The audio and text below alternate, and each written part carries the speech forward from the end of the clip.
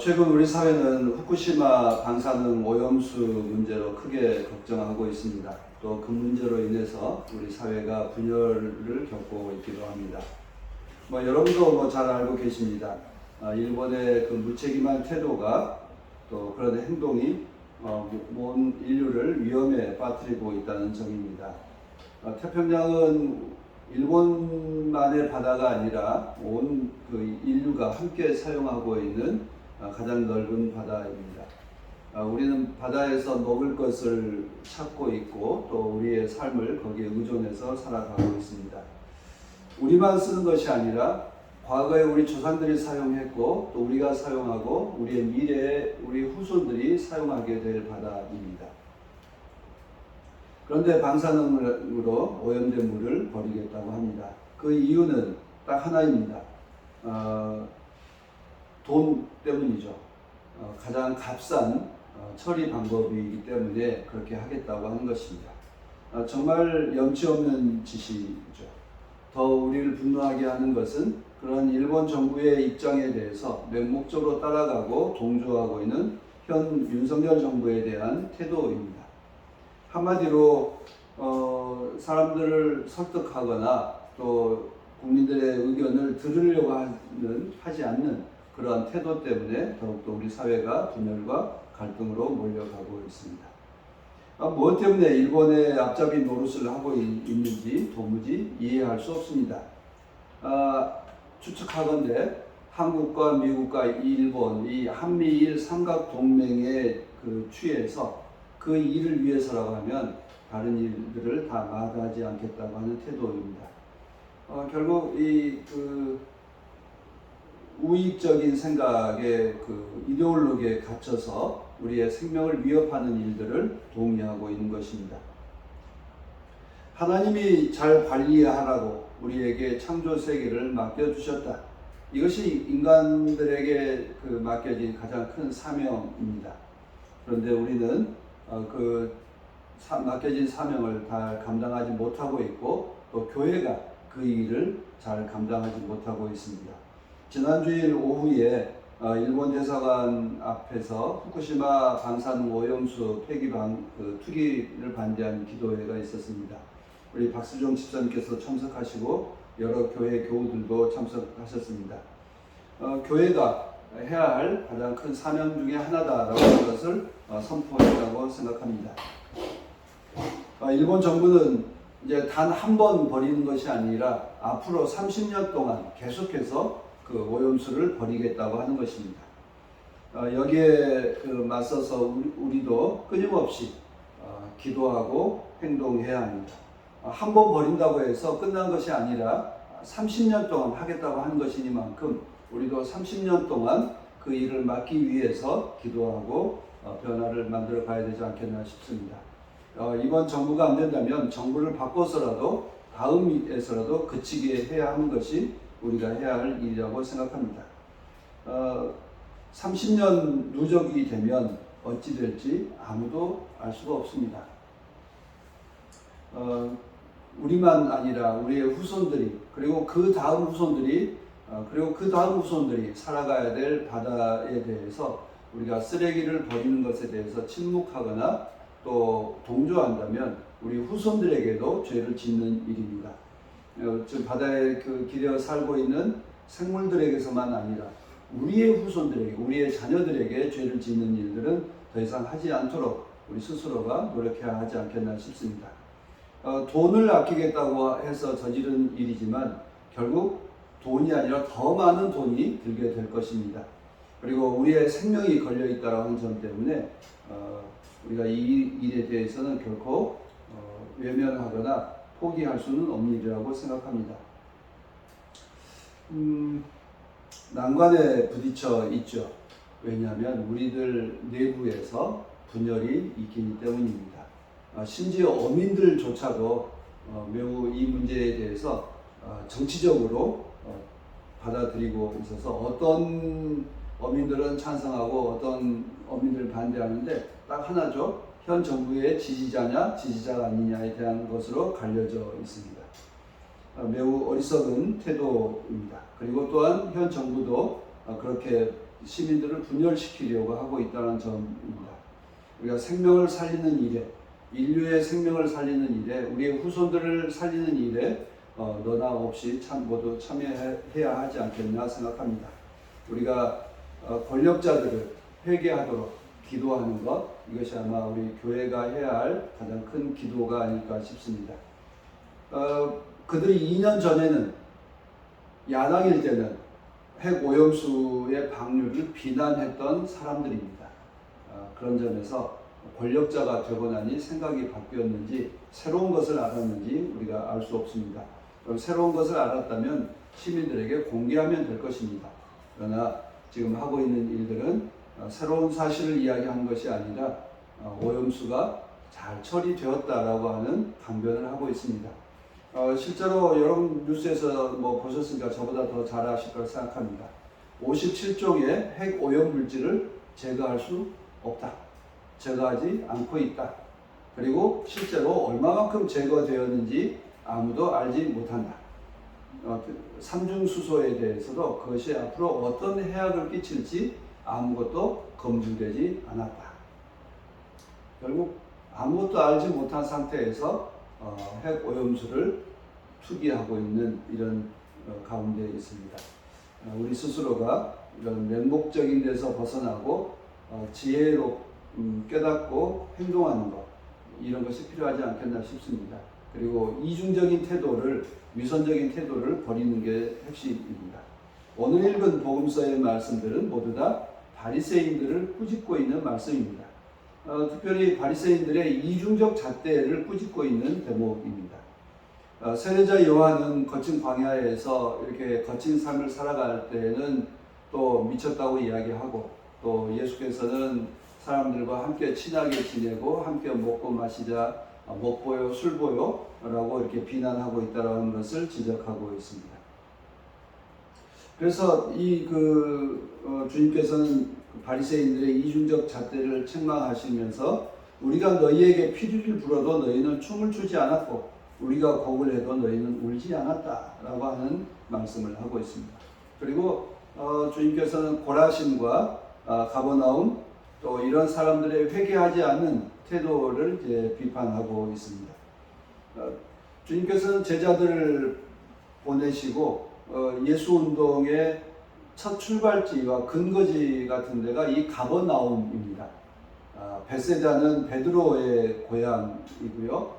그런 점에서 베세다, 가버나움, 고라신 이 지역은 갈릴리 호수를 주변에 끼고 있는 같은 도시들인데, 같은 바다를 끼고서도 여러 가지 이제 반대되는 행동을 지금 나타내고 있는 점을 비판하고 있습니다. 왜 그들은 특별히 그 중에서도 바리새인 사람들에 대해서 이제 주님께서 비판하고 있는데, 그 사람들은 왜 예수의 복음을 받아들이지 않았을까? 왜 예수님의 전하시는 하나님의 기쁜 소식을 듣지 않았을까? 피리를 불어도 춤을 추지 않고 곡을 해도 함께 울지 않았던 그 까닭은 딱 하나이죠. 예수와 그의 제자들을 무시했기 때문입니다. 그들을 존중하지 않았기 때문이죠. 왜 그렇습니까? 예수는 흔히 여기서 바리새 사람들을 보면 그 사람들이 랍비도 아니고 베드로와 그 제자들도 역시 랍비가 아니기 때문입니다. 하나님의 법에 대해서는 바리새인들 자기들이 가장 잘 안다고 생각하는데 어느 날 갑자기 예수와 제자들이 나와서 하나님의 법이 이렇습니다 라고 말하니까 그에 대해서 도무지 이해하거나 받아들이지 않는 이 태도를 보여주고 있습니다. 우리도 이런 이중적 태도를 갖고 있지 않는가 싶습니다.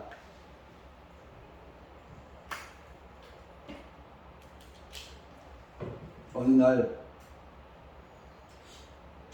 어떤 사람이 우리에게 찾아와서 당신은 죄인입니다. 회개하십시오 라고 이야기하면 어떤 반응을 보일까요? 뭐야? 당신이 뭔데? 당신이 날 그렇게 잘 알아? 당신 뭔데 나를 죄인이라고 해? 라고 고깝게 여기고 반응을 하지 않을 수가 없습니다. 그런데 우리 한 사람 한 사람 생각해 보세요. 모두 다 착하고 훌륭한 사람들입니다. 아주 특별한 경우가 아니면 다른 사람들에 대해서 해코지 하는 경우는 거의 없습니다. 그런데 우리한테 와가지고 당신은 죄인이야 라고 말한다면 결코 즐거워할 사람 없고 그 말에 대해서 흔쾌히 받아들일 사람은 없습니다. 바리새 사람들도 역시 어느 누구보다 자신들이 하나님을 더 잘 알고 있고 깨끗하게 살고 있다고 자부하는 사람들입니다. 근데 그런 사람들에게 회개하라, 반성해라 라고 이야기하니까 그 말에 대해서 결코 동의하기 어렵고 매우 고깝게 여길 수밖에 없었습니다. 그런데 오늘 우리들도 그렇습니다. 그러니까 상대가 말하는 것이 진리인지 아닌지 중요하지 않습니다. 말하고 있는 사람이 누구이냐라고 하는 것이죠. 우리가 현실에서 겪고 있는 그 일도 그렇지 않습니까? 상대방이 누군데 감히 나한테 와서 죄인이라고 말해? 부모님도 나한테 죄인이라고 말하지 않는데 네가 누군데? 라고 이야기하는 이런 생각을 갖고 있죠. 그래서 바리새인들도 그러합니다. 그리고 또 현 정부에 있는 그 고관 대작들도 역시 마찬가지입니다. 너희들이 뭔데 우리들한테 잘못했다고 말하느냐? 라고 생각해서 매우 고깝게 여기고 그 말을 들으려 하지 않습니다. 심지어 말하려고 하는 사람들을 억압하고 끌고 가고 있습니다. 그런 점에서 평소에 상대방의 말에 대해서 귀 기울이려 하는 것은 훈련되는 것이 필요합니다. 마음이 열려있는 것이 필요합니다. 그런데 평소에 자기를 우쭐대고 살아가는 사람들, 내가 평소에 잘 살고 있다고 생각하는 사람들은 자기의 잘못을 지적하거나 회개하라고 한다면 그 말에 대해서 고깝게 여기고 그리고 거부하고 분노하고 그 사람을 내쫓기 마련입니다. 우리는 정말 하나님 앞에서 우리 스스로를 겸손한 자리에 놓고 있는지를 되돌아보아야 합니다. 그래서 우리가 흔히 잘 살고 있다. 나는 완성된 존재다. 나는 흠결 없이 잘 살고 있다라고 생각하는 그 교만한 마음을 내려놓는 것이 필요합니다. 이것은 늘 하나님 앞에 내가 어떤 사람으로 서 있는지에 대해서 늘 기도하는 자세가 필요합니다. 우리의 현존하는 삶, 우리의 현존이 하나님 앞에 어떻게 서 있을까? 그 구약에 보면 그런 대목이 있죠. 하나님께서 예언자를 보내도 듣지 않았어요. 사람들을 통해서 말하는데 듣지 않았어요. 그러니 어떻게 하죠? 당나귀를 통해서 꾸짖습니다. 당나귀를 통해서 꾸짖습니다. 그리고 또 주님께서도 바리새인들이 이제 너희들이 감히 누군데 하나님의 종이냐 하느냐라고 이야기할 때 주님께서 이렇게 대답하시죠. 사람들이 말하지 않으면 돌멩이들이 외칠 것이다 라고 이야기합니다. 그러니까 하나님께서는 우리들에게 그 진리를 깨닫게 하기 위해서 당나귀를 동원하기도 하고 돌멩이를 동원하기도 한다라고 한 것이죠. 지금 어떻게 보면 일본의 그 교만한 행동, 오염수를 버리는데도 사람들의 말에 귀 기울이지 않는 그 오만한 행동을 통해서 우리는 정말 사람들의 말에 귀 기울이고 있는가? 그 바닷물, 그리고 바다에 기대어 살고 있는 생물들, 또 우리의 눈에 보이지 않는 미래 세대의 그 아우성에 대해서 우리는 듣고 있는가라고 하는 것입니다. 우리의 마음의 눈이 열려 있고 마음의 귀가 열려 있다면 말하지 못하는 바다 생물들의 그 위기 앞에 서 있는 절규를 우리가 들어야 되고 아직 오지 않은 미래 세대의 그 절규를 우리는 들어야 합니다. 그런데 우리는 들리지 않아서 듣지 않고 있고 보이지 않아서 보지 못하고 있습니다. 그런데 기시다나 윤석열은 눈에 보이는 사람들이 외침에도 듣지 않고 있고 눈에 보이는 사람들이 와서 주장해도 그들을 보지 않고 있습니다. 우리는 이 교만한 마음들이 우리를 진리로부터 멀어지게 하고 그리고 외침에서 듣지 못하게 하고 있습니다. 우리는 주님의 부르심에 따라 춤을 추고 있습니까? 주님께서 곡을 할 때 함께 곡을 하고 있습니까? 주님께서 전하고 있는 진리의 말씀에 대해서 우리는 귀를 기울이고 있습니까? 우리도 바리새인처럼 스스로 의인인 양 교만한 채 살고 있지는 않습니까? 우리가 주님의 이 진리의 말씀에 대해서 우리는 어떻게 반응하고 있습니까? 윤석열과 기시다만 귀닫고 있다라고 비난할 것이 아니라 우리는 평소에 정말 하나님의 말씀에 대해서 늘 눈이 열려 있고 귀가 열려 있는지 늘 되돌아봐야 합니다. 역사의 흐름 속에서 보면 진정으로 구원받은 사람들은 누구일까요?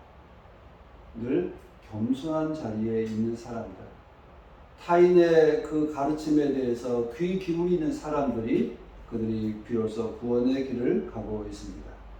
하루하루 겨우 먹고 살았던 가난한 어부들이 주님의 말씀을 듣고 예수님의 제자가 되었습니다. 그러나 부자였고 잘 알고 있다고 생각했던 바리새인들은 주님의 제자 되기를 거부했습니다. 오히려 없는 것, 지금 오늘 갖고 있지 않은 것들을 통해서 오히려 주님께 더 가까이 다가갈 수 있었습니다. 그런데 참 뛰어난 사람 가운데 깨달은 사람이 있죠. 바울 사도가 그렇습니다. 바리새인들 가운데 바리새인이요, 이스라엘 사람들 가운데 이스라엘 사람이라고 자부했던 바울 사도만은 주님을 만나서 회개하고 변화되었습니다. 그리고 자기가 얼마나 큰 죄인인가에 대해서 누누이 고백하고 있습니다. 대표적으로 우리는 선을 행하고 싶지만 선을 행하지 못하고 있는 자기 자신에 대해서 매우 냉철하게 바라보고 냉철하게 고백하고 있습니다. 자기 자신에 대해서는 매우 투명하게 바라보는 이 바울 사도의 삶이 후대에 지식인 양 하는 사람들에게 대해서, 그리고 스스로 잘 배우고 잘 갖추고 살고 있다고 생각하는 사람들에게 매우 모범이 되는 사례입니다. 바울 사도는 우리 스스로 선을 행한다고 하면서도 선을 행하지 못하고 있는 자기 자신의 그 부족함을, 이중적인 태도를 고백하고 있습니다. 우리는 자신을 누구라고 생각합니까? 우리를 죄인이라고 고백합니까? 아니면 의인이라고 고백합니까? 참 하기 힘든 말 가운데 하나가 나는 죄인입니다 라고 하는 고백입니다. 우리는 바울 사도처럼 선을 행하고자 하지만 선을 행하지 못하고 있는 내 자신의 부족함을 보고서 나는 부족한 사람입니다, 나는 주님 앞에 죄인입니다 라고 고백하는 이 바울 사도를 보아야 됩니다. 그런데 이것은 그냥 평소에 갑자기 나오는 것이 아니라 평소에 훈련되었을 때, 평소에 자기 자신에 대해서 잘 들여다보고 있을 때, 하나님의 말씀에 귀를 기울이고 있을 때에 나타날 수 있는 일입니다. 저는 오늘 창세기에 리브가라고 하는 정말 멋진 여성을 우리들에게 하나의 대표적 사례로 보여주고 있습니다. 영어에서는 리브가를 뭐라고 그랬죠? 레베카라고 이렇게 말하죠. 그래서 미국 영어권 여성들 이름 가운데 레베카라고 하는 이름이 참 많은데요. 붙잡다 라고 하는 뜻이라고 그래요. 리브가가 붙잡다라고 하는 뜻인데 뭘 붙잡았겠어요? 사람들의 시선을 붙잡고 마음을 붙잡을 정도로 매우 아름다운 여성이었다라고 하는 그 이스라엘 사람들의 자부심이 담겨 있는 이름이에요. 그런데 읽어보면 정말 리브가, 그러니까 이스라엘 사람들이 자기 조상인 이 리브가에 대해서 자랑하고 있는 게 뭐예요? 그의 미모가 아니에요. 사랑하는 마음, 아름다운 마음이에요. 그것도 뭐죠? 나그네를 환대하는 마음입니다. 아브라함이 하나님 앞에 의롭다 여긴 것은 뭐였죠? 나그네를 환대하는 마음이었습니다. 근데 리브가도 역시 나그네를 환대합니다. 그런데 사람만 환대하는 것이 아니라 동물에게까지, 낙타의 어려움조차도 들여다볼 줄 아는 정말 넉넉한 마음의 여성이었다라고 하는 것을 보여줍니다. 아브라함의 종 엘리에셀이 하나님께서 택해 주셨다라고 선택한 그 기준이 뭐였죠? 낙타에게도 물을 주는지였습니다. 사람이 목마르다고 하면 그 사람에게 물을 주는 것은 많은 사람들이 할 수 있는 일입니다. 그런데 말을 하지 않는 낙타에게 물을 줄 아는 그 마음, 그것이야말로 정말 사람을 또 그리고 온 그 생명에 대해 사랑하는 마음이 있다라고 하는 것입니다. 정말 기시다가 윤석열이 또 한국 교회가 배워야 할 태도이죠. 사람의 고달픔에 대해서만 아니라 그 물이 버려졌을 때 겪어야 될 온 생물들이 겪는 그 고통의 소리에 대해서 귀를 기울이고 들여다볼 줄 아는 것입니다. 이스라엘 사람들은 리브가를 자랑하고 싶었지만 리브가의 아름다움에 대해서 시선을 붙잡았다라고 하는 그 말을 하려고 하는 것이 아니라 낙타에게도 눈길을 주고 낙타의 목마름도 알아챌 수 있는 그 마음을 우리들에게 자랑하고 있습니다. 아마 그 마음이 그 리브가를 가장 돋보이게 하는 대목입니다. 그리고 그 마음 때문에 이스라엘의 조상인 이삭과 함께 살아갈 수 있도록 아브라함의 그 가문에 들어갈 수 있었다라고 말하고 있습니다. 우리가 정말 리브가의 모습에서 낙타를 환대하는 마음, 그리고 새로운 길을 떠날 줄 아는 과감한 결단하는 일, 그 마음을 아마 가장 돋보인 게 아닐까 싶습니다. 아브라함 가문의 사람들은 소질이 급한 것 같아요. 뭐죠? 아침만 되면 바빠요. 바로 결단하고 일어섭니다. 이스마엘에 대한 일을 할 때도 그랬고요. 그리고 또 나그네로 환대할 때도 보면 아브라함은 지체가 없어요. 지체함이 없어요. 바로 들어오면 바로 물 씻고 그 발 씻을 수 있는 물 갖다 주고 바로 강권에서 주저앉히고 바로 쫓아나가서 송아지를 잡아오고 그렇습니다. 또 그리고 이삭을 바치라고 했을 때도 다음날 아침에 일어나자마자 곧장 나갑니다. 네, 오늘 이 종도 역시 마찬가지입니다. 아침에 눈 뜨자마자 가겠습니다. 라고 이야기를 해요. 리브가가 어때요? 자기의 삶이 걸려있고 온 생애가 바뀌었는데 잠시만 좀 생각 좀 해보겠습니다 하는 게 없습니다. 가겠습니다 라고 딱 놨어요. 그래서 이게 참 한 집안의 사람 되기 위해서는 뭔가 이 통하는 게 있나 보다 싶어졌습니다. 리브가를 보면 친절하고 그러나 과단성 있는 모습을 보여주고 있습니다. 물동이를 이고 가다가도 그냥 과거에 바로 내려놓고 물을 주는 것이나 바로 그 다음날 떠나겠다고 하는 것이나 모두 다 참 초대받으면 응답할 줄 아는 열려있는 마음을 우리가 볼 수 있습니다. 주님께서는 사람을 초청하죠. 수고하고 무거운 사람들은 다 내게로 오라. 내가 너희를 쉬게 하겠다.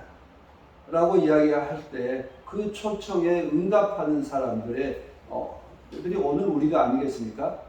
그리고 오늘 우리가 이 주님의 초청을 듣고 세상에 나가서 주님께 다 나오라. 주님께서 우리를 환대하시고 우리를 쉬게 하시겠다라고 약속하신 이 복음을 전하는 것이 우리 그리스도인들의 사명입니다. 주님께서는 주님의 복음을 듣고 세상에 나가서 전하라고 말씀하십니다. 그 말씀은 온 생명에게, 사람들에게만 아니라 온 생명에게 새로운 시대가 열렸고 복음의 시대가 열렸음을 전파하는 것입니다. 우리가 남자나 여자나 유대인이나 이방인이나 종이나 자유인이나 그리고 모든 피조물들에게 새로운 시대가 열렸음을, 모두가 차별받지 않는 새로운 시대가 열렸다고 하는 것을 전하는 것이 필요합니다. 우리가 주님의 말씀을 들었으니 우리도 그 사랑을 전하는 일에 우리 모두가 참여할 수 있게 되기를 빕니다. 함께 기도합시다.